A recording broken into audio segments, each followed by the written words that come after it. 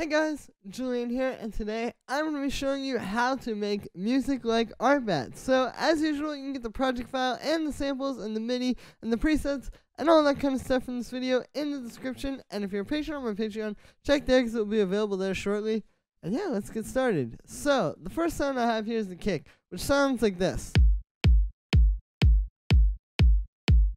And so what this is it's two layers. It's this kick layered underneath this kick.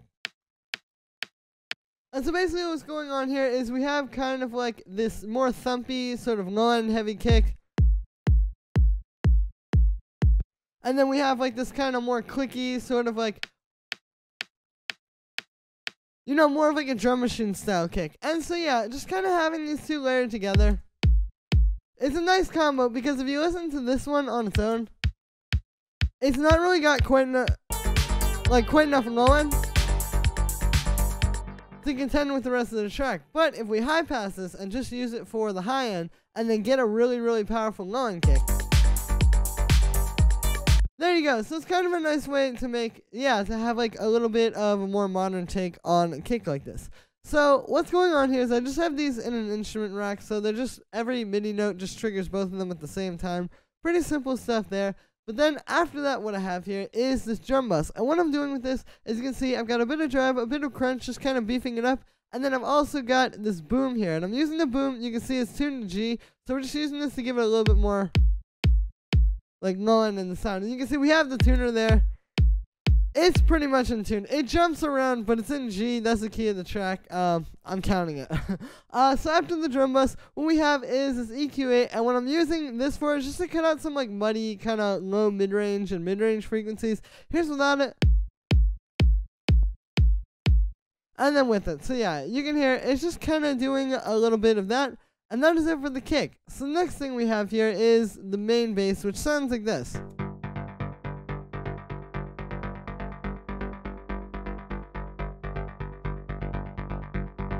So basically what this is doing is it's playing this pattern. So it's kind of just droning on this one note, and then it's kind of like playing around with the rhythms there, as you can hear. So yeah, this is pretty simple. This is that same kind of synth you hear in a lot of Artbat tracks. It's not that hard. You just have to make sure to keep it simple. Like I said, just like one note. Very simple synth sound. Like, I'll show you the sound as well. This is made using analog. What we have here is we just have a saw wave and a square wave. You can see the square wave, we've got the pulse width up a little bit, and we have that up an octave. Nothing too crazy there. And then we just have this low pass filter on there. Yeah, you can hear it's just got a bit of an envelope on it. And then the last thing that we have inside of here is just a little bit of unison. And the key here is not to use too much, because you can hear it can get a little bit out of control. But if you keep it down, it still gives you that big chorusy sound that you don't really get without it. So yeah, like I said, it's not really the craziest synth sound. It's just very simple, and I think this is where people have trouble with this kind of stuff, really. It's just like not realizing how minimal it really is. So yeah, after that, we just have a little bit of chorus just to give it some space. Here's without it. And then with it, you can hear it really sounds good on these kind of sounds. After that, we have a bit of saturation to kind of beef it up. It's just kind of, you can see I've got the drive up a little bit. Yeah, just adds a little bit more strength to the sound. After that, we have this echo, which is doing eighth notes. This is that little bit of delay that you hear. The delay works really well for this. The delay is definitely pretty important, because if I turn that off, you can hear it's just a little bit kind of dull, I feel like. So yeah, just have that doing eighth notes. After that, we just have this compressor side chaining into the kick. And then I have this little EQ8 here, which is just cutting on some low end, since we have this one and a sub underneath it. And then it's also cutting around like 100 hertz, just because that's like where the kick is hitting. And you can hear when we turn that band off, it's sort of bleeding over into the kick. So after that, we have the sub bass, which sounds like this. And this is playing pretty much the same pattern. Basically, what we've got going on here is, yeah, it is playing the same pattern. I have a very similar synth sound. It's just a square wave going into a low-pass filter. This low-pass filter just doesn't have as much of an envelope, so it's a lot deeper. And then after that, we just have a bit of saturation and kind of beef it up. A compressor side shifting into the kick. And then I have this EQ8, which you can hear is just kind of focusing in on those low frequencies, or the sub frequencies. So then after that, I have the kick and the basses grouped together, and this is just to make the low end really fat. I think something that Artbat does really well is, although their tracks are very simple, they do a really good job of having like a really, really fat, powerful line that I think just really cuts through the mix and really stands out. And the way you do this is by grouping all your low end elements together, because if you listen to this, like if I turn this group off, the low end is pretty much entirely in that kick and bass there. And so yeah, if you group these elements together, you can make your low end a lot tighter and just kind of better sounding overall. So I'll show you what I mean here. Here is what this sounds like now. And here's what it sounds like if I turn off these effects. So yeah, you can hear a pretty big difference there. So the first thing we have here is this drum bus, which sounds like this. So you can hear what this is doing is it's just kind of gelling these sounds together a little bit more. It's giving everything a bit more power as well, because it's kind of saturating it. And yeah, it's pretty simple. That's really all it's doing, but you can hear it just adds a bit more power to the low end. After that, we have this compressor, which is just set like this. So here's without it, and then with it. So what we've got going on here is you can see I don't have it doing a whole lot of compression. It's just really, compressing those peaks. And then I have the attack up, so it's not messing with the transient of the kick or the bass. But you can hear that also beefs it up quite a bit. And the last thing we have on here is this EQ8, which sounds like this. And so this is pretty simple. I'm choosing this to kind of boost the low end, boost the high end a little bit as well for the kick and the main bass. And then we have this little cut around like 245 hertz just to kind of cut out some muddy frequencies. And that is it for the sort of low end bus. The next thing we have here is this pluck, which sounds like this. So what this is doing is this is actually playing the same pattern as the bass. Like it's the same rhythm. And then what's happening here is we're in G minor, so this is playing the 5th D. If we take a G minor chord, G, A sharp, D. It's hey, sorry about that, guys. My camera cut out. Anyway, like I was saying, yeah, this is just playing the 5th of the chord D, like I said. And then what's going on here is it's just bouncing around between this D and then D sharp. And you can hear this kind of creates a bit more tension, like.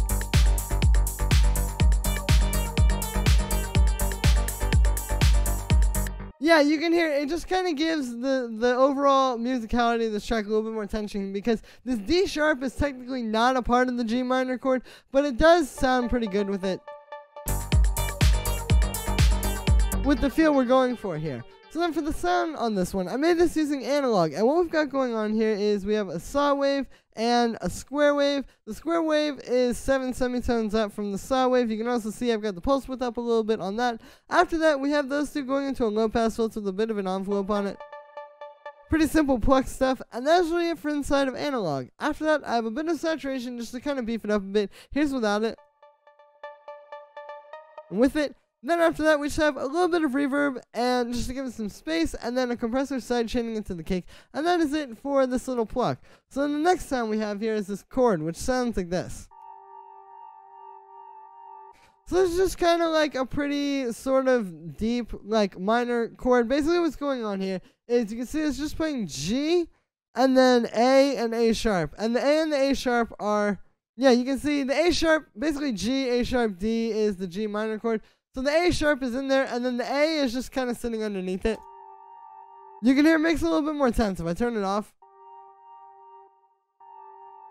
I feel like it just makes this chord a little bit more interesting sounding. And yeah, so that's just playing like that. I have these kind of an octave apart just to spread it out a little bit more and make it a bit deeper.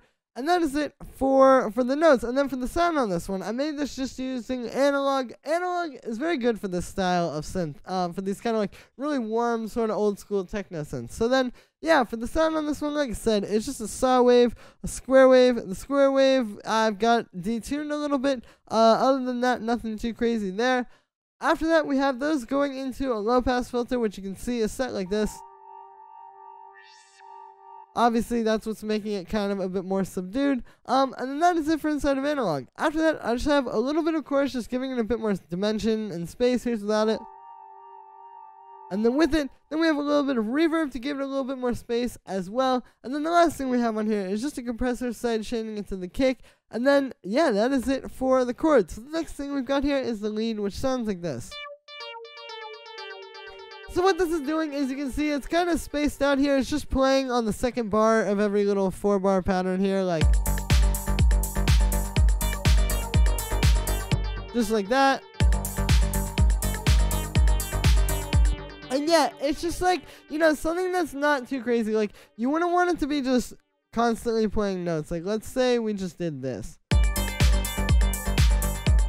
Just something like that, you know, you wouldn't want it to be constantly playing notes because it doesn't really give everything else space to breathe. But if you just have this kind of come in and out